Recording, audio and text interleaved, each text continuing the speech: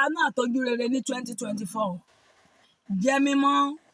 4 Peter chapter 1 verse 16. Ó ní ẹ jẹ́ mímọ́ bí bàbá yín lọ́run ti jẹ́ mímọ́. Ẹ jẹ́ mímọ́ fún ẹni tó pè yín ti jẹ́ mímọ́.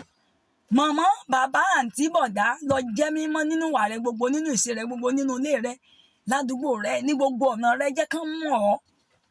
Tó máa sọ pé tiẹ̀ ti yàtọ̀, ìwọ nìkan kọ́ lọ gba Jésù, ọkọ nìkan kọ́ lọ gbọ́ ló ń sọ pé bẹ́ẹ̀ ni agbàgbàgbọ́ ìlọ́tọ̀ọ̀tọ̀ ní ìgbàgbọ́ ọmọ kò gbà yálà, ìgbàgbọ́ ìyá kò gbọ́mọ là.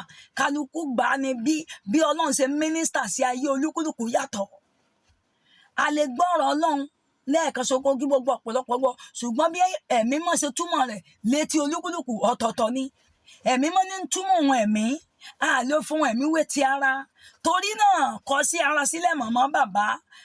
Àánú pọ̀ lórí ìtẹ́ lọ́dún 2024 láti wá sórí ayé rẹ àti ìdílé rẹ, bàbá, àǹtí, bọ̀dá. Ṣùgbọ́n tó bá yára ẹ sí mímọ́ ni.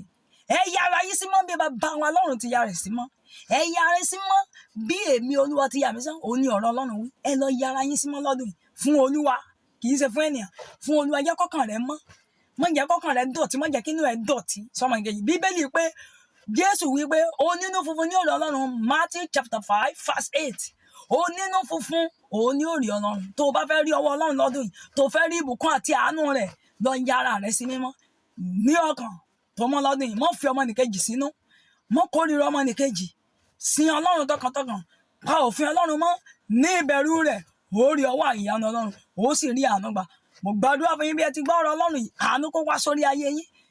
Ayé yín kó ní ìtumọ̀ 2024. Ẹ wọnú ògo títún lọ ní àṣẹ Bàbá, Ọmọ àti Ẹ̀mí Mímọ́. Jésù agbára wa. Àmín, àmín, àmín kò Jésù.